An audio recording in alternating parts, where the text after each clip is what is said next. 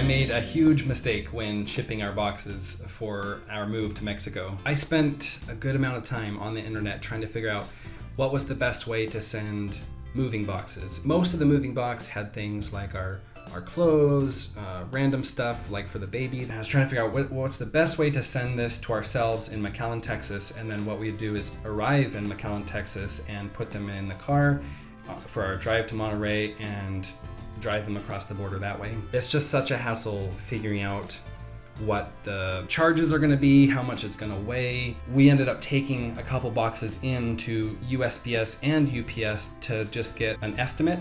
The boxes weren't quite complete yet, but we were just like, hey, this is the size they're going to be. This is about how much they're going to weigh.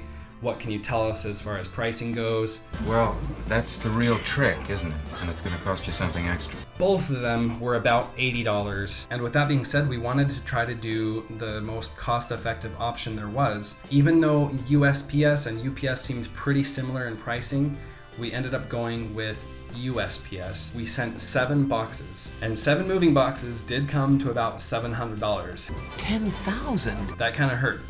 5 of those moving boxes arrived really fast. We sent the boxes on Monday. We got there on Thursday, and by Friday the boxes came. Most of them were in good shape. There was one that was a little bit bent, but nothing inside was damaged or anything. But the 2 boxes that didn't arrive that were a little bit late was my computer, my editing computer, which was a risk, I know. I was prepared if anything was gonna happen. And I did put like insurance on it and everything. That was one of the boxes that was missing, and then the other one was another box full of like other electronics and filming stuff. Luckily, those did come a few days later. The computer box was mangled. It was in a completely different box than the one I sent it in. I had put in like blankets and clothing to help pad it. You could tell something had happened along the way to where they had to take it out and put it in a new box, and they kind of just threw it in there and they didn't pad it very well, and everything in that box was wet, and I was like, oh my gosh, is this going to even turn on? It scared me at first because it wasn't turning on, but then it was my error. There was a different connection problem.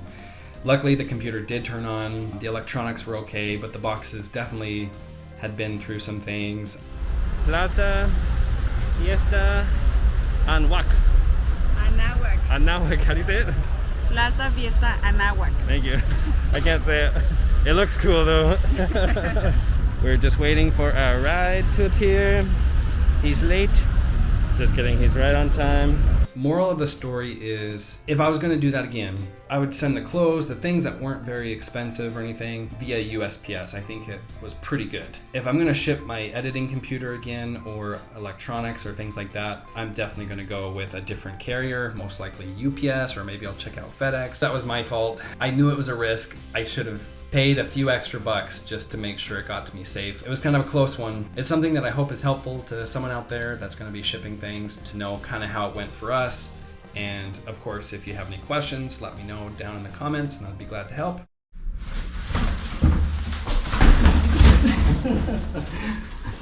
I'm sure the neighbors think I'm crazy now.